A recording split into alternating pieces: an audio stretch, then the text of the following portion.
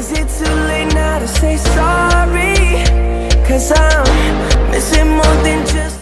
Salut les filles et les garçons qui sont de plus en plus nombreux sur ma chaîne. Alors je sais que ça a été beaucoup demandé ces derniers temps, c'est d'avoir des tutos coupe, donc pour les épreuves techniques pratiques. Et du coup je vous retrouve pour faire cette vidéo sur la coupe du carré plongeant avec installation du matériel. Alors l'installation du matériel, c'est vraiment une introduction, c'est pour vous montrer, j'ai pas tout détaillé. Après je vous laisse vous référer à l'épreuve EP2, la vidéo que j'avais fait sur l'épreuve EP2 où je vous liste tout le matériel et vous saurez déjà ce qu'il faut installer puisque j'avais tout détaillé dans cette vidéo. Vous devez rajouter à cette vidéo comme matériel une tablette ainsi qu'un tabouret à roulettes qui permettra de vous déplacer tout le long de la coupe. Après, il est évident que dans toute vidéo, il y aura des petites... comment dire, des petites astuces que voilà, vous êtes obligé d'un peu regarder un peu toutes les vidéos parce qu'il y a des trucs qui me viennent comme là le tabouret, avant de m'être remis à faire la coupe, c'est vrai que j'y avais pas spécialement pensé au départ. Donc voilà, ce sont des petites choses qu'il va falloir penser à faire. Donc aujourd'hui je vais vous présenter comme coupe le carré plongeant, donc qui est une coupe assez relativement facile. Vous m'excuserez parce que moi je remets du coup le pied à l'étrier, on va dire, pour vous représenter ces vidéos. J'espère que j'aurai réussi quand même à cadrer et à vous montrer vraiment les détails. En tout cas, je vais essayer d'en parler, donc ce sera le plus détaillé possible. En tout cas, tout sera dans la vidéo pour la coupe en entière. Como tú te llamas, yo no sé. De donde llegaste ni pregunto. Alors, on vient d'arriver en salle d'examen. J'ai fait asseoir mon modèle, bien évidemment, sur le siège, que j'ai désinfecté le pourtour du siège. Je le fais s'asseoir et après j'installe mes affaires. Donc tranquillement, je viens disposer d'une serviette sur mon poste de travail. Vous avez le droit de ramener vos tablettes. C'est un conseil que je vous fais pour la couleur, notamment d'avoir une tablette. Cependant, vous pouvez toujours poser vos instruments de coupe devant à la place de la tablette. C'est comme vous souhaitez. Ensuite, on va venir se désinfecter les mains avec un produit polyalcoolique. Et on va garder le produit à portée de main. Donc on se désinfecte les mains correctement. Voilà. Et je vous conseille aussi de ramener votre tabouret. C'est toujours très pratique parce que c'est très rare de couper sans tabouret. Je sors tout d'abord mes lingettes désinfectantes. Et je vais venir disposer mes produits. Donc d'abord, je les prends dans l'ordre qui viennent. Une pince à l'intérieur. On fait tout correctement. Et je viens la disposer. Pareil pour la deuxième pince. Voilà. Prenez que ce que vous avez besoin, il n'est pas nécessaire de prendre plus que nécessaire. Si vous avez des pinces crocodiles, vous les désinfectez comme ceci. Voilà. Et normalement j'ai une quatrième pince. Hop. Et là, vous vous rendez compte que vous êtes bien embêté parce que vous avez une serviette, mais que vous avez une lingette sale, mais que vous ne savez pas où la mettre. Et là, c'est toujours mieux d'avoir un petit récipient dans lequel poser ses détritus. Ensuite, on vient décaper sa cape de coupe. Désinfecter, pas décaper. Donc, on fait là toute la cape de coupe. On fait bien les pourtours, l'intérieur, enfin bref, vous faites l'intégralité de la cape de coupe. Hop. Ensuite, c'est au tour des peignes. Alors, soit vous gardez, moi j'ai l'habitude de garder ma trousse entière, soit vous prenez que les peignes nécessaires à la coupe, ce qui est pas plus mal, ça vous force à penser à utiliser chaque peigne. Je sais que je vais avoir besoin de mon pelle démêloir pour la coupe, mais je vais aussi en avoir besoin pour le bac à shampoing, parce qu'on démêle aussi la chevelure au bac à shampoing. En tout cas, c'est comme ça qu'on nous apprend. Donc je viens disposer mon peigne de coupe, mon peigne de démêloir. Ensuite, de même, mon peigne de coupe. Et moi, c'est tout ce que j'aurais besoin pour l'instant comme peigne pour la coupe. Ensuite, je viens prendre mon rasoir. Moi, je ne vais pas l'utiliser, mais il est possible que vous utilisez votre rasoir ou votre faiseur. Donc, il faut l'avoir sur soi. Hop, et très doucement la lame. Pensez bien aussi à prendre un kit de premier secours, des pansements et du désinfectant sur vous. Si vous coupez votre modèle, c'est toujours primordial. mon rasoir. Disposez toujours votre matériel quand vous vous entraînez de la même manière que vous disposerez à l'examen. Ça vous aidera à ne pas perdre vos repères le jour de l'examen. Et je viens désinfecter mes ciseaux. Hop.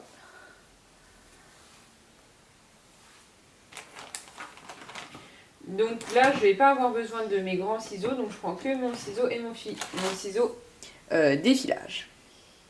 Donc pareil, hop, hop, attention de ne pas vous couper. Et voilà, j'ai mon poste de travail qui est prêt pour travailler. Donc j'enlève tout ce que je n'ai pas besoin, mes pochettes en trop, mes barrettes en trop, tout ce qui ne va pas être d'utilité, je l'enlève et je le range dans mon sac.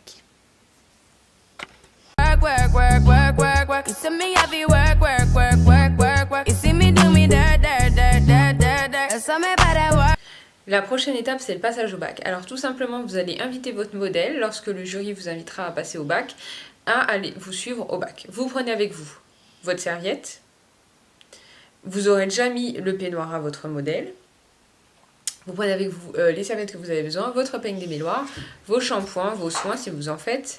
Mais normalement, je crois que cette année c'est pas mal tombé sur la couleur. Donc si vous tombez sur la couleur, on pose la couleur avant de passer au bac. Donc vous placez votre modèle, vous installez la serviette et on passera la couleur avant d'aller au bac. En tout cas, dans un déroulement classique d'épreuve, on va d'abord aller au bac. Donc pensez à prendre tout avec vous, notamment vos lingettes désinfectantes avec vous au bac. Donc prenez vraiment tout votre matériel que vous jugerez nécessaire, mais pensez vraiment à tout prendre.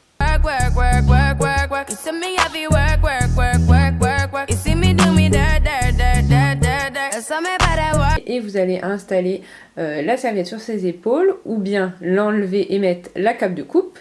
Certains salons gardent les deux parce qu'ils l'enlèvent à la fin pour vraiment enlever les petits cheveux de nuque. Après ça c'est à vous de voir. Vous pouvez aussi installer bien évidemment sur votre plan de travail, là je ne l'ai pas ramené, c'est votre blaireau. En tout cas référez-vous à la liste d'instruments que je vous ai donné à l'épreuve en pensant à rajouter une tablette et un tabouret. Et je tenais à vous parler du turban, je pense que c'est assez important de venir réaliser un beau turban. Profitez-en pour vous montrer votre technicité et rapidement un peu d'originalité dans votre travail. Donc voilà ce qui va se passer, on va tout de suite passer à la coupe.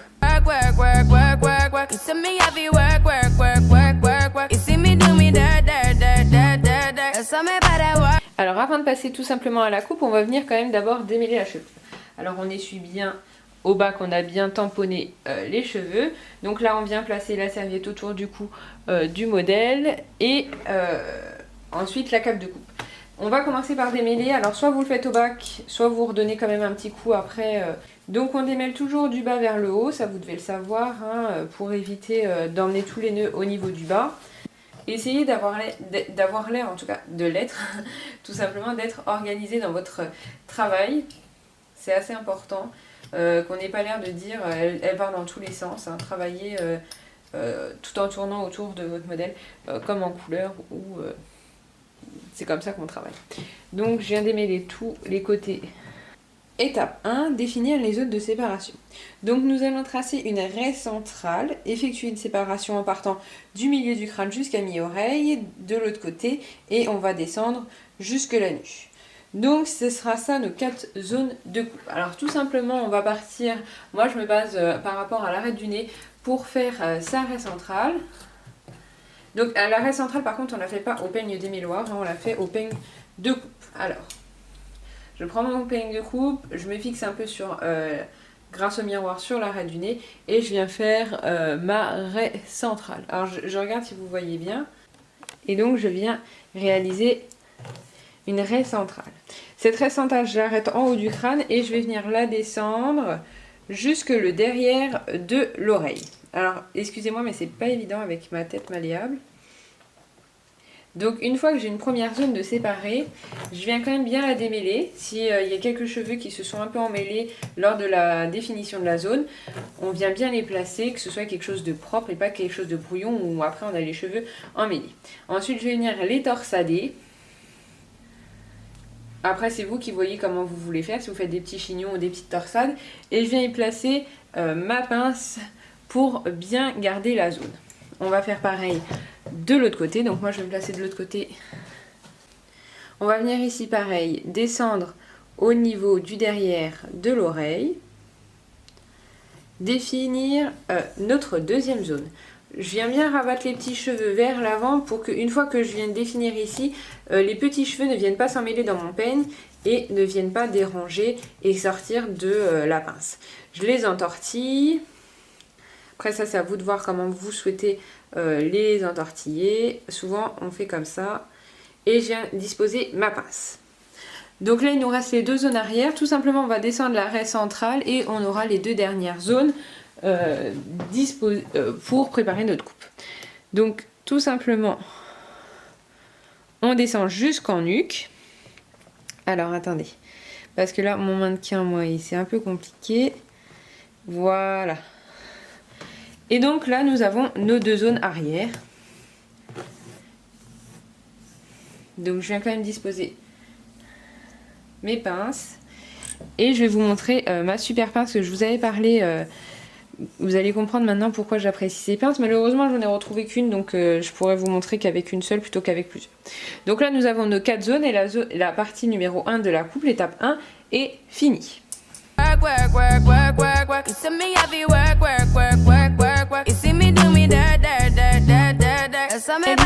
coupe au vertex. Alors la coupe au vertex, ça va être la première mèche, elle va nous servir de repère pour toute la coupe. On va tracer des délimitations en V inversé pour créer un premier voile de coupe. Désolée, Happy a trouvé son jouet, mais il va vite se calmer. Donc, on vient faire son premier voile de coupe. Donc vous voyez bien là qu'on a une première séparation en V inversé. Et donc ici on va créer la même séparation. Alors je vais vous montrer pourquoi j'aime bien ces pinces, parce qu'elles permettent tout simplement de faire les séparations directement grâce à la pince en fait, tout simplement. Donc c'est pour moi pas mal pratique. Donc là vous avez bien votre démarcation en V inversé et vous allez voir ici à la première pointe, c'est en fait là où ce sera le point le plus court de la coupe. Donc on va venir couper sur 1 cm. Donc moi je vais choisir de bien remonter pour bien montrer en fait la démarcation avec la coupe précédente. Et en plus je pense que j'avais pas mal dégradé pour m'entraîner au dégradé. Donc du coup je vais vraiment remonter. Donc on va venir choisir, donc ce sera en fait, si je vous montre bien, hein, ce sera ici la première bande à couper. Alors quand on coupe bien en dessous des cheveux et pas comme ça, sinon on crée un dégradé. Donc on vient vraiment bien couper son voile de coupe dans le tombant naturel du cheveu.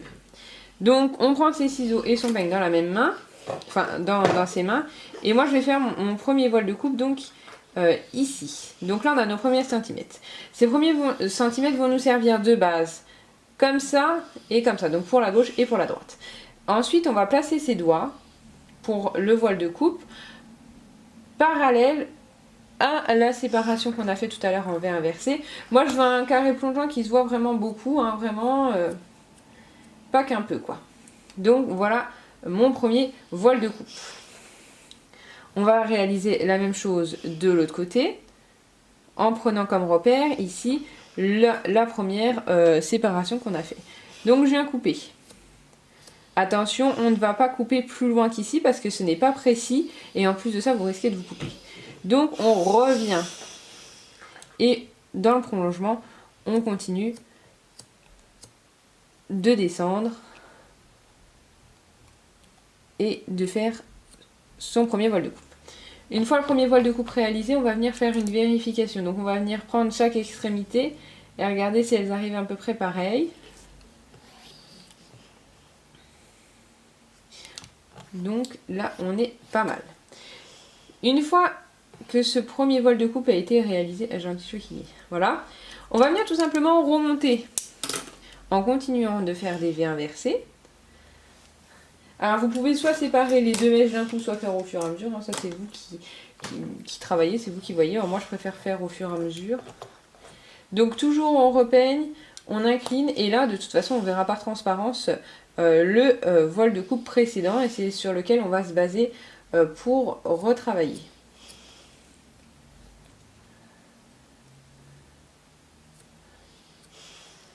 Voilà, et on vient se positionner toujours face à notre travail pour vraiment être correctement. Et c'est là où c'est important de travailler, si on travaille assis, de travailler avec un tabouret, ça permet vraiment de se mouvoir tout le long du modèle et ça va permettre vraiment de travailler correctement. Donc là, un V inversé, hop, et donc on vient... C'est pareil, si vous avez fait une séparation trop grosse, hein, vous remontez un peu de cheveux de manière à avoir votre voile de coupe en séparation. Donc là, moi, je vois toujours mon voile de coupe et je viens couper jusqu'à la deuxième phalange, jamais plus. Et là, je vais venir me positionner face toujours à mon travail. Donc normalement, là, je devrais être assis là où vous êtes placé pour pouvoir couper correctement. Voilà. Et donc là, je le ferai en déplaçant ma tête. Normalement, c'est vous qui vous déplacez, mais pour moi, c'est plus simple de déplacer ma tête. Donc ici, on continue à travailler.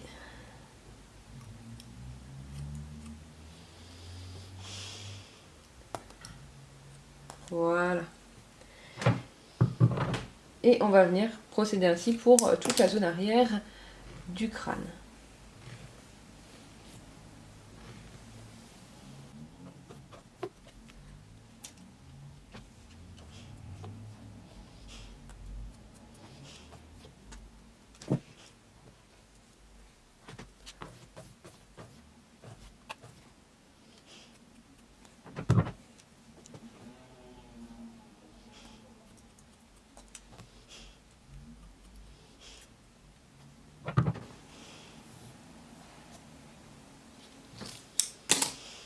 Alors on va coiffer l'extrémité dans le tombant naturel du cheveu en fonction des épis.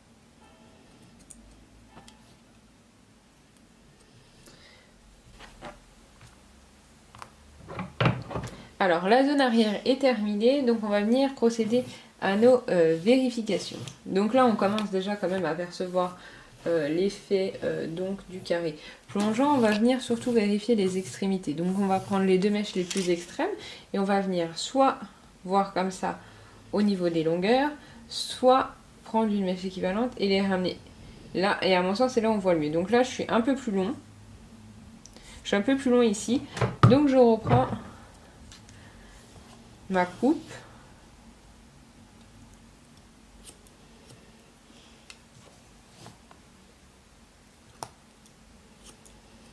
Et j'effectue de nouveau ma vérification. Et on est bon. Donc voilà pour la première zone, enfin les deux premières zones qui sont les zones arrière. On va venir maintenant travailler la zone de devant. Donc déjà on va détacher la zone, on vient démêler et tout simplement on va continuer en accentuant plus ou moins l'inclinaison des doigts pour pouvoir donner un carré plus ou moins plongeant à la coupe que l'on souhaite créer. Donc on commence en repartant du dernier voile de coupe qu'on a fait sur la zone arrière. Et on va incliner ses doigts pour donner l'inclinaison au carré plongeant que l'on souhaite donner, comme je vous l'ai dit précédemment.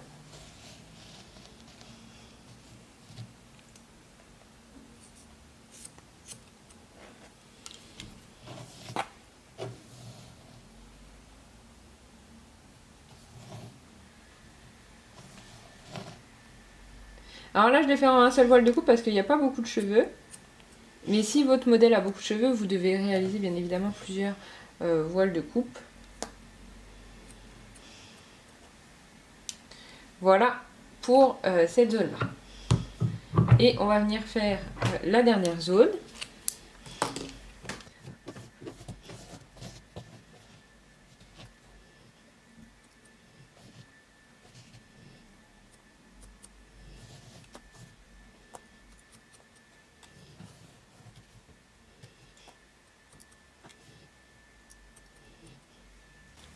on va venir effectuer les vérifications de devant. Donc vous vous placez derrière le modèle et vous regardez à travers le miroir. Donc moi je vais vous montrer de face ce que vous devez voir dans le miroir. C'est on va prendre les 2 mèches les plus proches.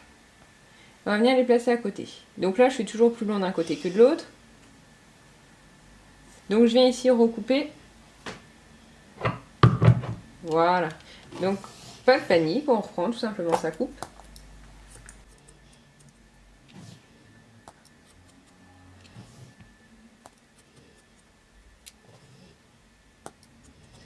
Et on vient de nouveau faire ces vérifications. On vérifie.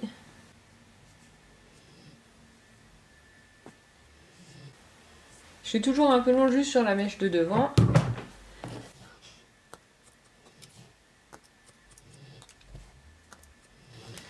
Voilà. Alors c'est plus évident quand vous avez un modèle avec des épaules et un vrai modèle, on s'entend bien là-dessus.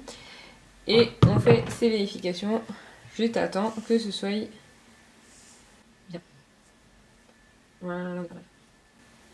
Voilà, donc c'était tout pour la coupe. Donc ce qu'on vient faire, on vient nettoyer son poste de travail, balayer le sol. Vous avez des balais à disposition, donc vous balayez et vous ramassez vos pelures. Vous enlevez la cape de coupe puisque la coupe est finie. Vous désinfectez vos ciseaux et vous les rangez.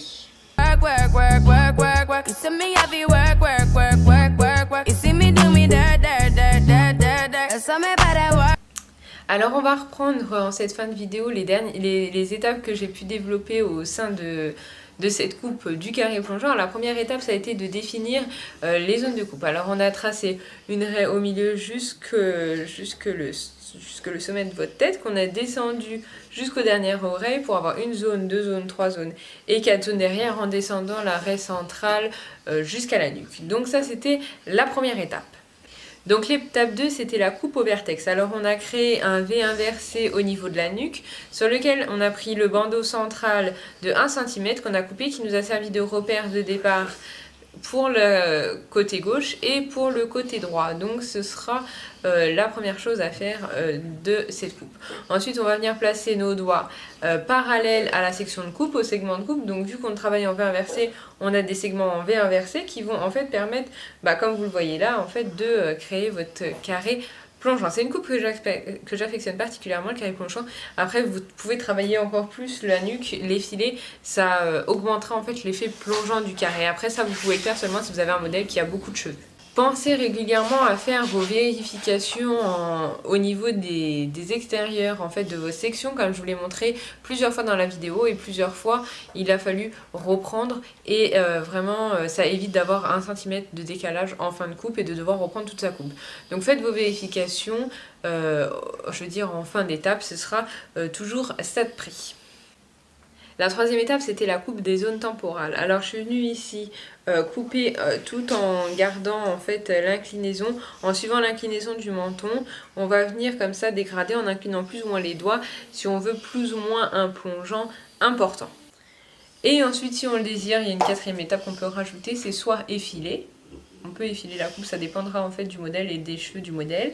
Et on peut aussi venir faire une frange. Moi, j'aime pas trop les franges sur les carrés plongeants, je trouve ça plus joli sans frange. Parce que j'adore moi le côté justement plongeant. Ce que j'aime bien aussi, c'est les carrés plongeants asymétriques qui partent vraiment très plongeants ici mais moins, et qui arrivent vraiment ici très très plongeants, ça j'adore. Donc voilà, c'était tout pour les étapes de cette coupe, et je vais vous montrer quand même le résultat final après avoir fait mon brushing.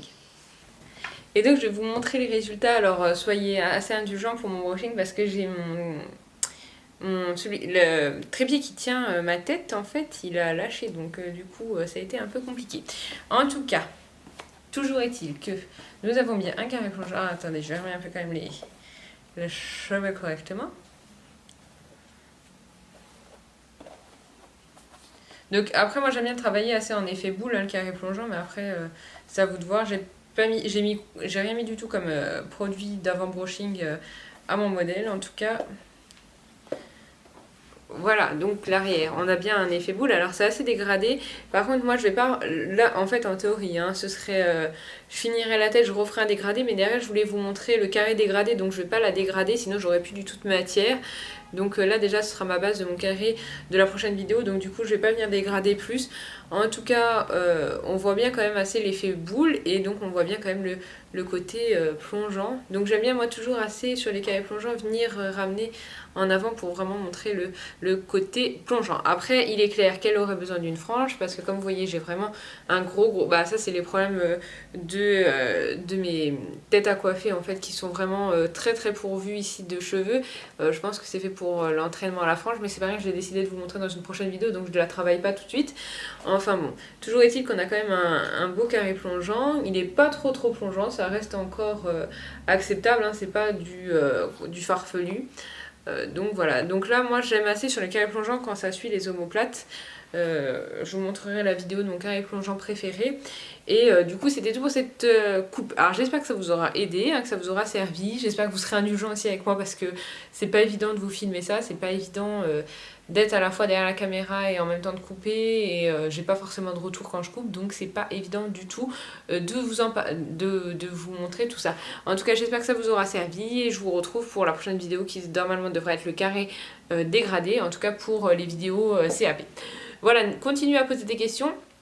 Aussi je voulais vous parler, j'avais pensé faire un événement en direct sur YouTube, donc c'est un événement, ça veut dire en fait je suis en direct pendant une certaine heure et vous pourrez à ce moment-là par message me laisser toutes vos questions, comme ça je pourrais y répondre en direct, donc ça pourrait être pas mal. J'avais pensé à cet événement, pas ce mois-ci, peut-être le mois prochain, ça vous permettrait de poser toutes vos questions en même temps parce que c'est vrai que souvent il y a pas mal de questions qui sont délicates à répondre à l'écrit et je vais pas faire une vidéo pour juste répondre à une question, donc ça pourrait être pas mal de créer cet événement en direct. Si ça vous intéresse vous d'y participer ou en tout cas si ça vous intéresse que je fasse ce genre d'événement, dites-le en commentaire, comme ça ça pourrait être réalisé je pense début du mois prochain quoi. Voilà, c'était tout pour cette vidéo, je vous retrouve bientôt, allez ciao.